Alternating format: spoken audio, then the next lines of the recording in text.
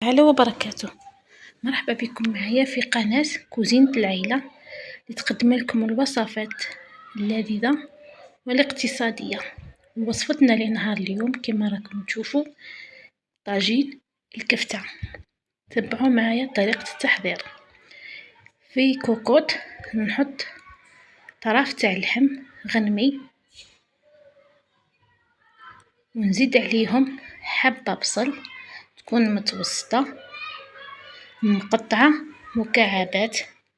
وانا في الطاجين هكا الطواجن التقليديه نحب نحط البصل مقطع هكذا، ومن بعد نصفيه، ومن بعد نحط شويه زيت، اللي حاب يدير شويه سمن يدير. التوابل تاعي اللي نحتاجهم في هذا الطاجين: فلفل الكحل والملح، هذو هما زوز اللي نحتاجهم فقط، فلفل الكحل والملح.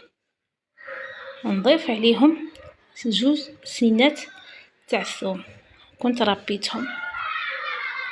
هنايا نقليهم مليح حتى اللي تذوب لي هذيك البصله، ونضيف عليهم الماء ونمرقهم بالماء حتى اللي تغطى لي اللحم تاعي، ونقفل عليهم الكوكوط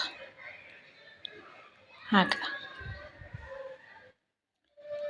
من جهه اخرى كنت حضرت ديجا كفته.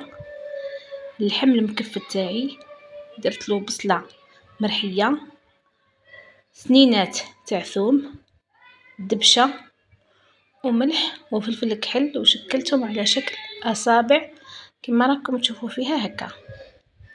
هنا طابت لي المرقه ولا طاب لي اللحم تاعي اللي في المرقه. هنا رايحه نصفيها ونحي اللحم على جهه باش نحط الكفته تاعي ولا صبيعات الكفته تاعي يطيبوا.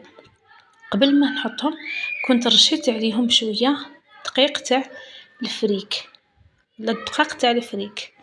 هنا بعد ما غلات لي المرقه تاعي رايحه نحط اصابع الكفته تاعي بالوحده ونخليها على نار قويه حوالي 3 إلى 5 دقائق.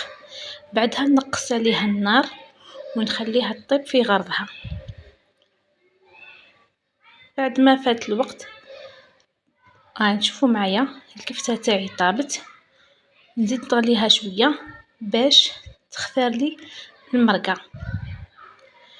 كما العاده انا الكفته تاعي ديما نرافقها بخبز الدار.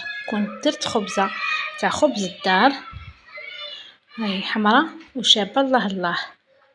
وها هو الطبق تاعنا واجد.